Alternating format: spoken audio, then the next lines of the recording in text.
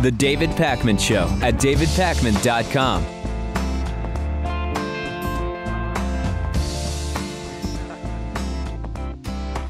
Russia has now listed transsexual and transgender people among those who will no longer qualify for driver's licenses. You can't have any kind of sexual disorder, according to Russia, in order to drive. Fetishism, exhibitionism, and voyeurism are also included as mental disorders that bar people from driving. The government says it has to tighten medical controls for drivers because Russia just has too many road accidents. They talk about pathological gambling and compulsive stealing as other reasons why you are not allowed to have a driver's license. And Russian psychiatrists and human rights lawyers have, of course, said that this is absolutely ridiculous. I was reading this, Lewis, and then I was reminded of that story we did on the bonus show recently, where a quarter of all Russian men die before reaching their mid-50s, and that their passion for alcohol, particularly vodka, is largely to blame for this. Maybe they should prioritize looking at drunk driving instead of transgender people as the people to prevent from driving so that you reduce the number of car accidents. But maybe I don't understand things over there. You would think that if you want to reduce car accidents, the first thing you would look at is how many people and who are driving under the influence of alcohol or drugs. Yeah. You would look at your training programs. You would look at,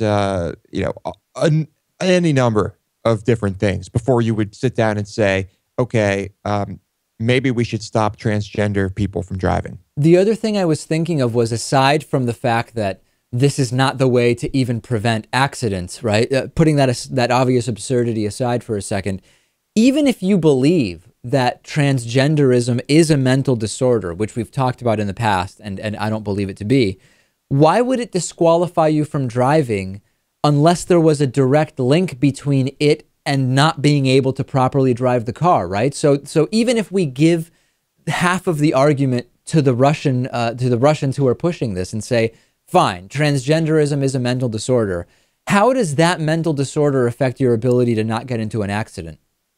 It makes absolutely no sense, and not really surprising coming from Russia. It really seems like Russia is regressing in some ways. Yeah, it's truly disturbing, and we will see if this ultimately happens. As I mentioned, psychiatrists and human rights advocates say that this is an absolute farce and that it should not happen. Let's talk a little bit about causation and victim blaming. Very often, there's this unfortunate tendency that I've noticed, especially on the internet, but it happens in person as well, where there's a tendency to blame victims for terrible situations. And we're seeing this in responses to murders by police of black citizens, right? People trying to find a reason why the person was shot. That's the responsibility of the victim. We see it very significantly with victims of rape. People say, you shouldn't have been so drunk. You shouldn't have been in that area of town. You shouldn't have been dressed provocatively. And there are all sorts of possible explanations as to why victim blaming occurs. But what I want to discuss here today is whether discussing causation is always a form of victim blaming or not, okay? And one of the most convincing explanations for why we tend to see victim blaming is this sort of cognitive dissonance in our minds where bad things don't happen to people who don't deserve it. And this is the same phenomenon that we see with conspiracy theories, Lewis, which is, for some people, the draw to espouse a conspiracy theory about a horrible act of terror or something horrible that happens is that they would rather believe not that things are unpredictable and out of control and that these things can happen at any time. That's really scary.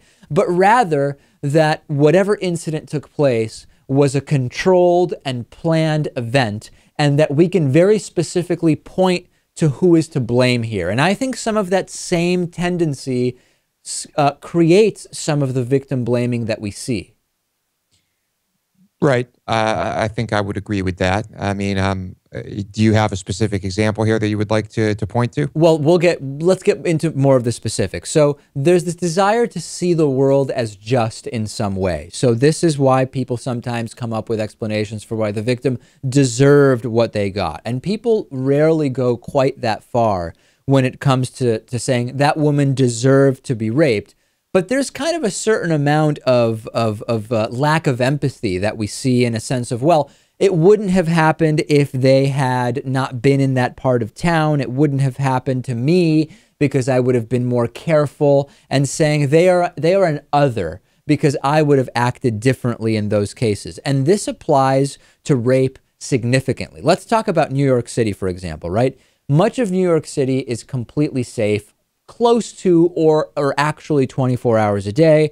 There are neighborhoods that are not safe. And if I walk into a neighborhood at night by myself that I know is a dangerous neighborhood and I get attacked, there is clearly causation there, right? I went to that neighborhood knowing that it was unsafe and I got attacked. Now, that doesn't excuse the attacker in any way, but it's important for me to recognize that in the future, not going to this neighborhood at night by myself would at least help prevent getting attacked again.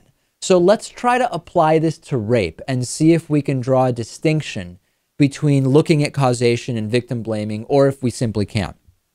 Imagine a hypothetical rape, okay? Why did it happen? Imagine a situation with the following facts, and we'll talk about what causation really means, and you'll see what I'm getting at. Joe the rapist, habitual sexual assaulter, has not been caught. Joe was in a park looking for victims. Lisa was in the park, okay? So we're talking about what caused this to happen. Lisa was drunk and thus less able to protect herself. We'll keep it going. There also happened to be no police in the park at the time, and there happened to be no one else in the park that would have stopped the rape. These are all causal factors. The city public works hadn't replaced the light bulbs in the park, so it provided better cover for the rapist. Well, that certainly is a causal factor here. Joe chose that night not to get into a car accident that morning because he didn't speed on the way to work. Had Joe been in a car accident that morning, Lewis, he never would have been in the park and wouldn't have perpetrated that rape. Let's go even further. Lisa's parents didn't move to a different city when she was a kid. Had they done that, she never would have been in the park that day and never would have gotten raped. Now, you could argue every one of these factors is a causal factor in the rape that took place, right? I mean, nobody could deny that all of those factors were factors in the rape that took place. I think that is fair. They are factors. Maybe someone could argue if they are actually causal factors. Okay, well, what we're really getting at here is that what's important when we talk about cause and effect is a focus on what can be changed to achieve a better outcome, right? Whose behavior could have changed and how in order to optimize the expected outcomes. And this is the point at which people tend to blame the victim. They say, well, the obvious way that you could change the behaviors to get a better outcome is Lisa doesn't drink, Lisa doesn't dress provocatively, Lisa doesn't go to the park alone.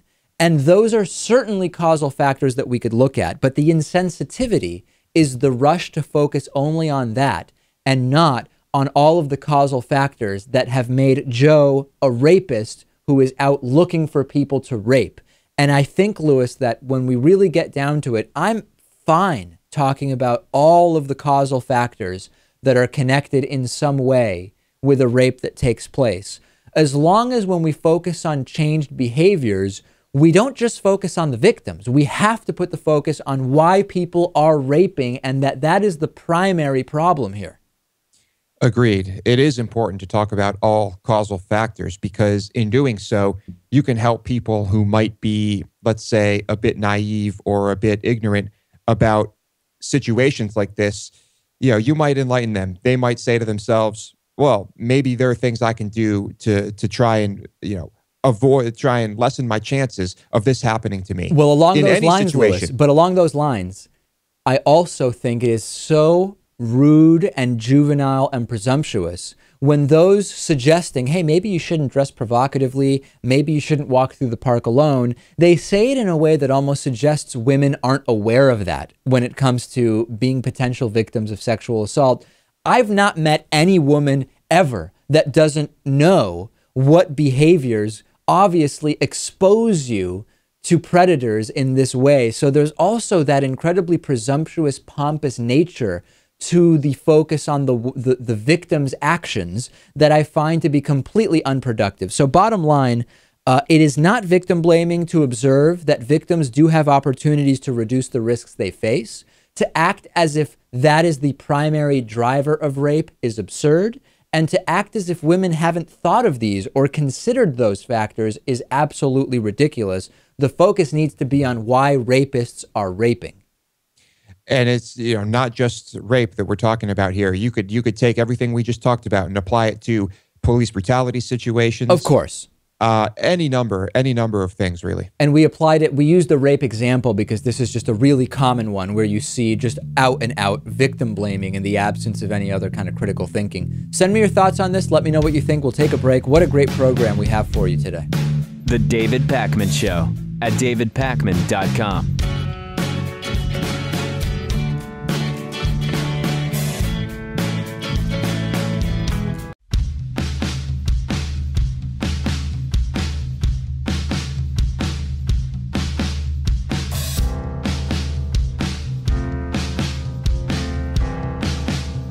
Welcome back to the David Pakman Show.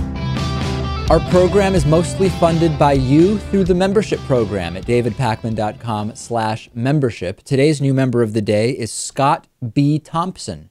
Scott B. Thompson, thank you for being a David Pakman Show member. The long list of David Pakman Show member benefits is very exciting, including a commercial-free podcast feed, which also includes audio of the bonus show, video of the bonus show, as well as the full 1-hour television show. And you are invited to the David Pakman Show member town halls, one of which is going to be happening very, very soon. And all members who are active will be invited. Go to davidpakman.com/membership to sign up today. Not only do you get the great member benefits, but you also are supporting independent media, which you can also do by doing all of your Amazon shopping after clicking the Amazon banner on our website, davidpakman.com, which will lead to Amazon sending us a little kickback from every purchase that you make. 3 years ago this week on the David Pakman Show, we talked about the fact that with time, as the population increases, each member of Congress represents more and more people. And we wondered whether this was a good thing or a bad thing. And if our system doesn't change, if we don't revise the number of members of Congress that we have, there will be an outrageous number of people being represented by very few officials. As of 2010, we had an average of 710,000 people per member of the House, or around 600,000 if you include the Senate. The only country with more people per representative is India, which has close to 800 members of parliament. China is under the US with around 450,000 people per representative, and Britain has 50,000 people per representative.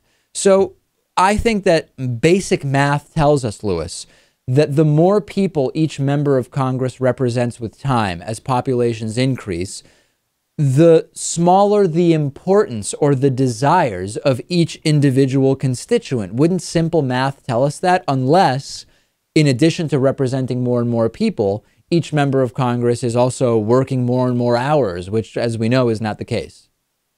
I think you clearly are going to lose touch with your constituents if you have to represent more and more of them. Also, I think if we just keep having the same number of representatives, it stays just as easy for them to be bought by special interests. Right. And in fact, the more people you have who are in one congressional district, the less each has to pay to get their person elected. So I think that there are several compelling reasons why we need to restructure the House of Representatives. And as the population of the U.S. continues to increase, this is only going to be more and more noticeable. And my feelings on this are only stronger since we talked about this story 3 years ago. 2 years ago this week, cyclist and multiple Tour de France winner Lance Armstrong confessed to doping to Oprah Winfrey. The doping conversation has made its way through most every professional sport. it's difficult to even count the individual number of doping-related stories that we've covered, and we haven't even covered all of them because it's gotten so commonplace. And if we aren't catching the doping until the athletes have won their competitions or hit the 73 home runs or whatever the number is, are we really doing a good enough job of monitoring it? I would say no, because now we have all of these records that exist. I'm thinking of the Barry Bonds home run record, which in a way, if not literally, figuratively, have an asterisk next to them. Yeah, it's tough. I think there are always going to be new methods and new ways for athletes to dope or to illegally enhance themselves that are going to slide under the radar. And because of that, I feel like if you are trying to manage this, you're just kind of, you're trying to make it so that there's an even playing field, but there's never going to be. Well, some people argue that the way to even the playing field the most is to say, take absolutely whatever you want. And the playing field would be level in that everybody would be allowed to do whatever they want.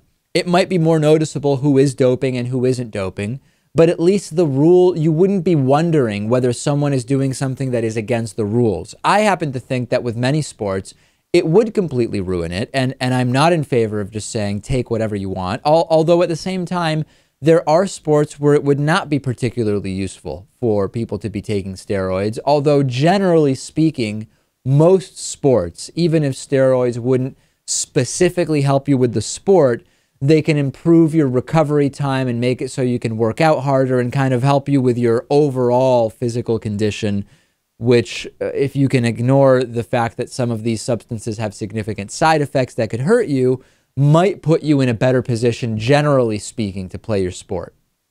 I would say that while, let's say, the NFL as a whole, as an organization, the people who run the NFL probably want to say, yes, we need to test, we do test, and it's a way that they maintain their integrity, and that is what it is. But do I think that individual teams actually want to test and want this happening because they run the risk of losing great players because of all of it? They probably want to have nothing to do with it. So it's a strange situation, but there are always going to be people sliding under the radar.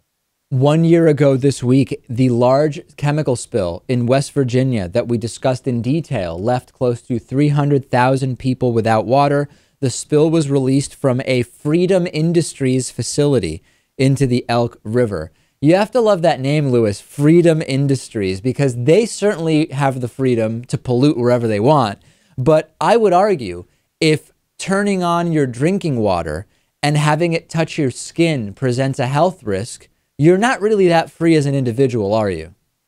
As an individual, no. But let's not forget that companies are people. Corporations are people. Yeah. So we need to make sure that companies like Freedom Industries are able to pollute as much as they want. And I always, like I've said, always be very wary of things that have the word freedom or patriot in them, like the Patriot Act, because whenever you have to name something like that in such a fashion, you're probably hiding something pretty nefarious. It reminds me of when the cigarette lobbies got together and they pushed cigarette smoking in restaurants as an issue of freedom. And they lobbied and they explained that, you know, the individuals need to have the freedom and liberty to smoke in restaurants. And it's also bad for the freedom of the restaurant owner, because if people can't smoke there, the smokers aren't going to want to go. So it's just freedom all around for smoking in restaurants, ignoring the fact that non-smokers would not have the freedom and liberty to be to avoid the negative side effects of secondhand smoke. It's all very often the issue of freedom is connected to someone else's lack of freedom. And to me, that doesn't truly represent freedom, does it? I don't think so. For example, it's, people who are pro-gun think that everyone should have a gun and that anyone should be able to get a gun because that's freedom. Meanwhile, I am walking down the street and run the risk of getting shot at any time. But is that freedom too? I would argue no. And this spill back a year ago in West Virginia was the third chemical spill to occur in the area in 5 years. And then there was another one just 6 months later. We've got earthquakes because of fracking. We have chemical spills making water hazardous to even have it come in contact with your skin. This is a serious, serious issue going forward when we think about the energy future of the country. It's a huge problem, but it seems that there's no stopping it. We need, at the very least, much, much, much stricter regulation and oversight, but there doesn't seem to be much of that either. Join us on Reddit, davidpakman.com/Reddit. That's REDDIT. Talk to other viewers and listeners, suggest stories for the show, ask us questions. Very exciting stuff. Great interview next, and your audience questions later on. The David Pakman Show at davidpakman.com.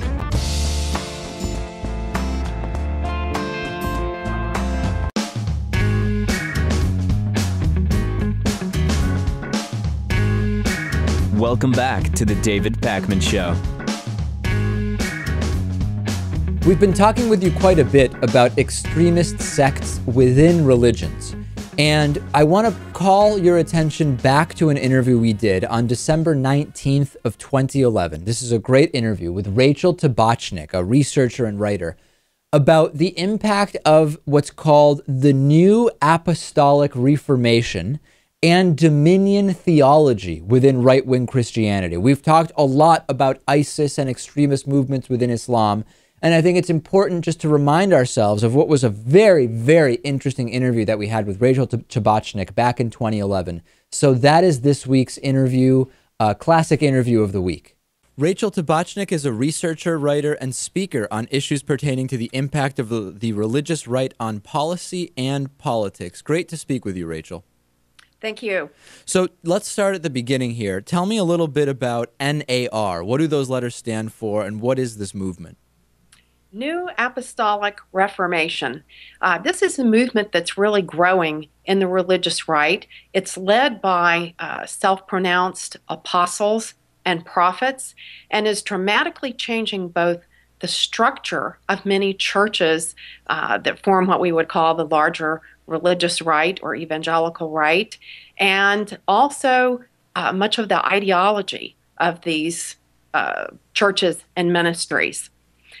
The major factor about this movement is that they believe that they have to take dominion over government and society before Jesus can return, which is a very different idea than has been popular in American fundamentalism for many generations, where it was believed that the true believers would be taken from the earth before the end of time and before Jesus' return. Right, so that latter part would kind of be like this rapture idea, right? Which is Yes, at a certain point, there will be a selection made, so to speak, and some people will be able to live for eternity, presumably, in heaven, and then everybody else will perish. Is that roughly accurate? That's roughly accurate. And of course, in that scenario, all of the really terrible end-time wars and so forth take place after the believers have been raptured to heaven. Of course. This scenario is quite different. In this scenario, the believers are still on earth as these things are happening. So I think this is part of what's adding to what we could say the end times hysteria that we are seeing in parts of society. So the believers will be left on the earth in order to fight evil and to fight the Antichrist themselves. So part of this change with the New Apostolic Reformation is the idea that these believers must take control over society and government themselves before Jesus can return. And this is encapsulated in a concept called the Seven Mountains.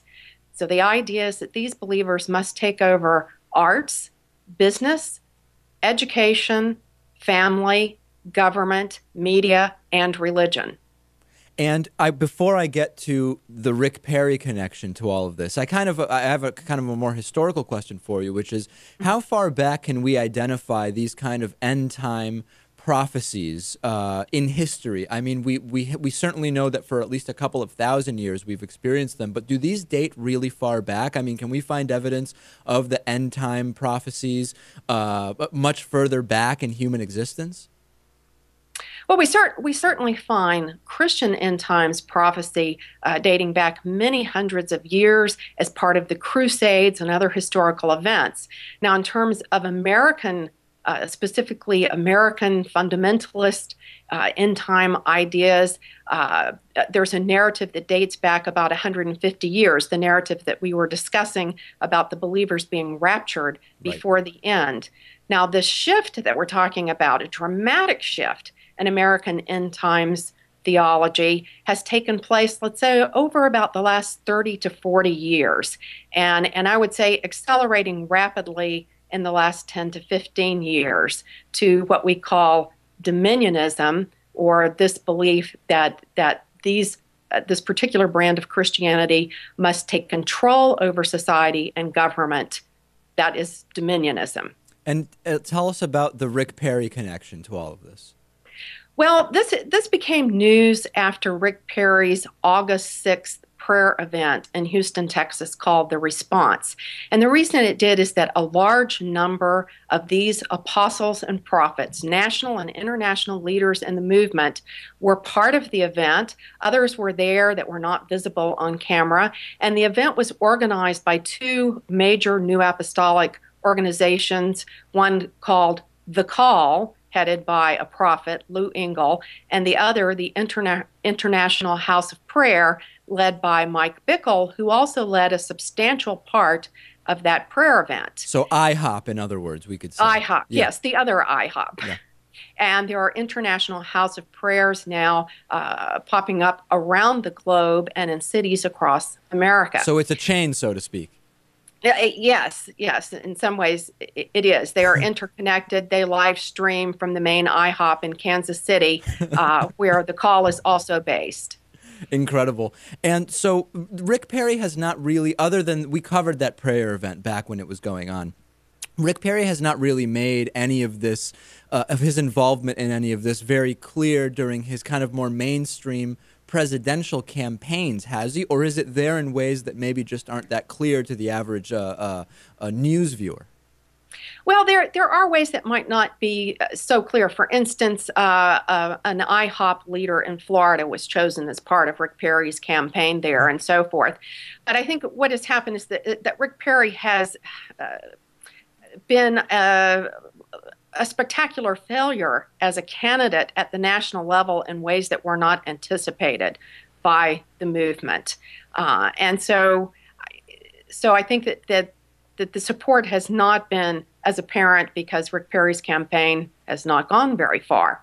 However, keep in mind that these same, a lot of the same organizations, a lot of the same money behind Rick Perry's event are behind what's called United in Purpose, Champion the Vote, which has been holding pastors' policy briefings around the country for years. And another regular feature in these policy briefings is Newt Gingrich. So now we've seen Newt Gingrich take a turn in sort of the Republican candidate merry-go-round that's been taking place. And perhaps some of the boost that Newt Gingrich got came from the extensive exposure that he's had through these pastors' policy briefings, which have been held in states across the nation, and particularly in Iowa, South Carolina, and Florida over the last several years. When you talk about the goal of taking over family and education and government, etc., tell me a little bit about what are some of the methods. I mean, does the takeover involve kind of a strategic, thought-out process? Is it potentially a violent type of takeover of these areas? I mean, how far does this movement potentially go? Well, let me stress that perhaps the major architect of the movement in the United States, C. Peter Wagner, states that there does not have to be any type of violent overthrow. And in fact, he doesn't like to use the word theocratic. He says that this can be done inside of completely democratic means, just by the growth of the movement and growth of popularity of the movement. So in other words, he's saying that if the movement becomes large enough and the outreach is effective enough, then they can take this control just through voting at democratic means and taking over policy and the structure in these 7 mountains. Absolutely. And do you expect that with any of the candidates who, I mean, I would assume Mitt Romney is not a part of this in any way. He has a completely different religious background, being a Mormon. But if Gingrich does end up being the nominee, and correct me if I'm wrong on Romney, but if Gingrich ends up being the nominee, do you expect we'll see more allusions to this type of thought in the mainstream? Two questions there. First of all, you are not incorrect about Romney. Okay. Mormons are not considered to be Christians by this movement unless they have actually been evangelized. The movement has worked with some Mormon candidates, for instance, in Hawaii, but these are people who are considered to be evangelized to their form of belief. Right. And on the other point, I think what we will see, let's say if Gingrich does become the candidate, I think we will see a lot of organizing. It may not be apparent to the general public, but a lot of organizing and promotion of Gingrich through the existing networks. The New Apostolic Reformation has what they call prayer warrior networks in all 50 states. They're much better developed in some states than others. But if you look back at 2008, when Sarah Palin was named as the vice presidential candidate and had close ties to the movement, there was an enormous amount of networking and promotion of Palin that went on behind the scenes throughout this 50-state network of the New Apostolic Reformation. All right, well, there it is. Rachel Tabachnick, researcher, writer, speaker. Obviously, incredible work you're doing here on the religious right and exposing this stuff. So thanks so much for joining us. Great to talk to you. Thank you. The David Pakman Show at davidpakman.com.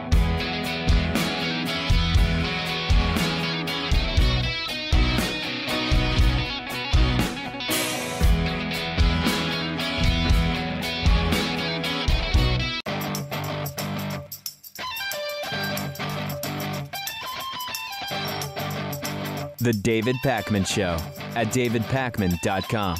It's Friday, and it's time for a lot of people's favorite segment of the week, and that is audience questions. The first question this week is from Evan. Evan says, sometimes when I ask people why they do something or believe in something, they say, it's my culture. And I respond by arguing, isn't that the same irrational thinking as saying, it's my religion? David and Lewis, do you think adherence to culture can be just as irrational or ideological as religion? Yes, the answer is it can be. Adherence to religion and adherence to culture can be wrapped up sometimes in similar irrationality.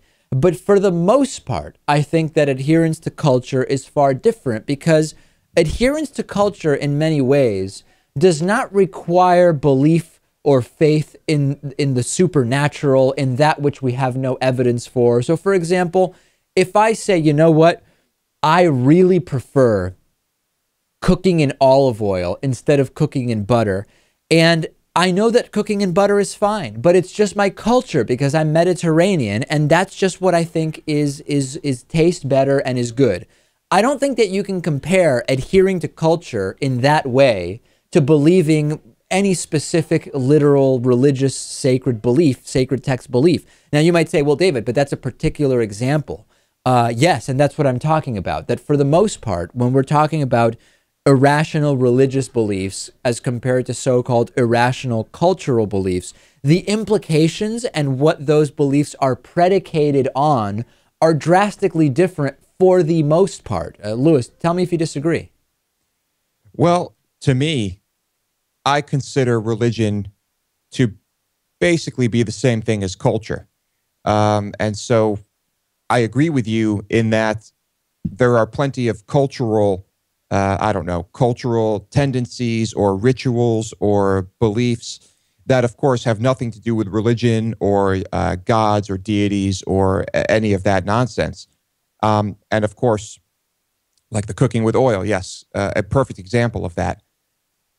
And so I wouldn't call that irrational in any way, choosing to cook with olive oil instead of butter. But to me, religion is also culture. So I don't know if I agree with you. I mean, this question. There are ways. There are certain religions that are very closely tied with a culture, right? So Right. Judaism is a very good example, because when you have Judaism as a culture and a religion and an ethnicity and a people. There are very close connections between religion and culture in Judaism, but there are still many people, myself included, who have completely separated the culture of Judaism from the religion of Judaism. However, there are also many religions where the culture and the religion don't have nearly as much to do with each other. Islam, for example, is a religion that exists in countries with drastically different cultures. Christianity, a religion that exists in countries with drastically different cultures. So while there are ways in which one's religion influences their culture, let me give you another example that I think illuminates this pretty clearly. Dinner times. In the US, there's this supper thing where some people have dinner as early as 5 p.m. I mean, to me, I moved here from Argentina where dinner is between 8 and 10. And the idea of a 5 o'clock, a 5:30, a 6, a 6:30 dinner, 7:15 for my life, for cultural reasons that have nothing to do with the religion here or the religion in Argentina or anywhere, has seemed crazy. Now, there's nothing rational or irrational per se about when people have dinner. To say, I like having dinner at 9, it's not rational in the sense that it is arbitrary, but it's also not irrational in the sense that we could say, well, it's just kind of a personal preference, right? That's it. There's the difference between you eating at 8 being a personal preference or a cultural. Well, it's my personal preference because of the culture in which I was raised. Well, it might not be that way for other people. No. Other people might not even think about it. You know, they just say, "Well, this is when you have dinner," because that's the culture. How would they get the idea, though? Right, that's when you have dinner from their parents, meaning it was a cultural trait that their parents passed down. Right, and it becomes inherent. So, yeah, this is more complicated than it should be, isn't it? I think that my answer is, while we can find examples in which culture might represent the same type of irrationality and so-called faith-based belief as religion, for the most part, I tend to believe that cultural beliefs and norms and habits are not, for the most part, comparable to those of religion, broadly speaking. And we can, I'm sure, find counterexamples that disprove this generality. Next question is from Tamara. Tamara said, David, what are the most disappointing reasons people have unsubscribed from your show as members? I love this question because I don't know that we've talked about this very much, Lewis, but there are times when people cancel their memberships. Any system that is based on membership has what's called a churn rate, which is that you have a portion of people who unsubscribe either because they no longer watch the show, because their credit card expired and they never got around to updating it in the payment system or whatever. But we also get people who cancel their memberships for reasons that are sometimes disappointing. We recently had one who said, David, I'm canceling my membership because you're now doing too many shows for me to keep up with. And this was so disappointing to me because we've been working so hard for 9 years to have the funding, to have the ability to go from every other week to twice a week to 4 times a week and now to 5 times a week. And to hear someone say, I've been a member for years, you're just doing so many shows now as a result of the fact that you've built this membership support that I can't watch every show now because I'm kind of busy. So I'm going to cancel my support altogether. That lately is the most disappointing cancellation I can think of, Lewis. Occasionally, there will be one situation where someone who has been a member for some time will say, we'll hear a story, we'll hear our opinion on it, and we'll vehemently disagree with our take on the story that they say, I can't even listen to you guys anymore. This is, I have to cancel my membership. Right. And to me, that's pretty disappointing because it is disappointing. Yeah. Yeah, because I mean, presumably up until that point, you have been in agreement, or at least could, come to terms with our opinion and our take on something, and that just one little story changes everything. But it shouldn't, if you put it in perspective. No, and I get that there are particular issues that for people are like the hot button issue. Listen, I am not going to support anything that is anti-gay because that's discrimination. I am not going to support anything that believes that women should not have the right to make medical decisions about their own bodies. Whatever else I agree with, I cannot support that. So I understand the way in which one issue can become very important. However, if you've been a member for many years and you generally agree with the direction in which we're going and the importance of independent media, it is disappointing when because of one story someone decides to pull their support. And this would be like if you have a friend of many years and it turns out that they have a belief you don't like. Do you stop being friends with them, or do you communicate that you disagree with that? If a restaurant you've been frequenting for a long time starts offering oysters and you hate oysters, you're opposed to oysters, do you never go to the restaurant again? Or do you just say, well, I'm not going to order the oysters? So that's disappointing. And so those single issue cancellations, the kind of angry, once I realized your position on X,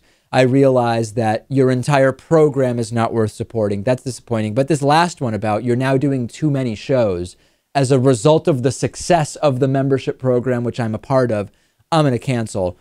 That was a disappointing one. And again, if you haven't heard me mention this, you can become a member as well at davidpakman.com/membership. I know that people may be saying membership. I've never heard David talk about that. I don't know what that's about. Third question today is from Nick. What are your favorite sports teams? You don't often talk about sports on the show, but every once in a while you'll say something about this team or that team. Lewis, what are your favorite sports teams? The answer here is pretty simple. We are from Massachusetts. Well, David, of course, originally from Argentina, but I was born in Massachusetts, and that pretty much just makes me a full-out New England and Boston sports fan. So for football, of course, the Patriots. Boston teams, the Celtics, the Red Sox, the Bruins, although I don't really follow hockey, but if I'm going to root for a team, it would be the Bruins. And those are the only sports I really keep up with at all. So that would be my answer. Yeah, I'm in a similar boat. My favorite soccer team is the Argentinian national team that plays in the big tournaments. I don't really follow local Argentinian soccer. So that every 4 years, and when there's the other smaller tournaments, that is a team I follow very closely. But otherwise, it is Celtics, New England Patriots, Boston Red Sox, Boston Bruins.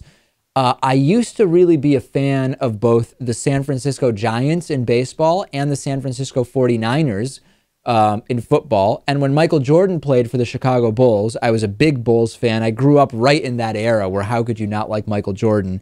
But yeah, I mean, for the most part, I know a lot of people don't like hearing this. And on Twitter, when I tweet about the Patriots doing this or that or the Celtics, a lot of people disappointed that we are Boston sports fans. But that is the reality, Lewis.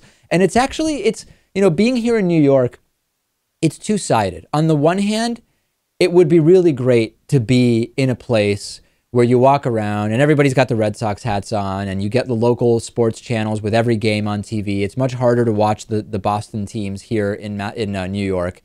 But at the same time, when you go to a Yankees game, there's a lot of Red Sox fans. I mean, I would say it's the second most the most popular out-of-state team in New York City has to be the Boston Red Sox due to its proximity, due to the number of New England people who went to school in New England and then ended up working here in New York City. So it's not the worst place to be a Sox fan. No, well, there's a reason they call it Red Sox Nation. You can go all over the country and find Red Sox fans in pretty large numbers, but also I guess the same applies to the Yankees. And I'll add one more thing. When the Celtics fail to make the playoffs, on any given year or lose in the playoffs, I usually end up rooting for the Spurs, which is convenient. How could I forget? Of course. Yeah. Manu Ginobili, the Argentinian player on the Spurs, I've been a fan of his for a long time. So for basketball now, my second favorite team is the Spurs.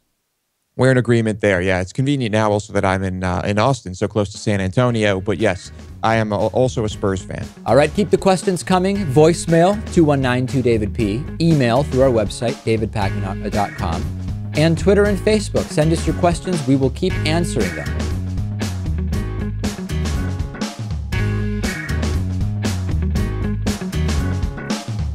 The David Pakman Show at davidpakman.com.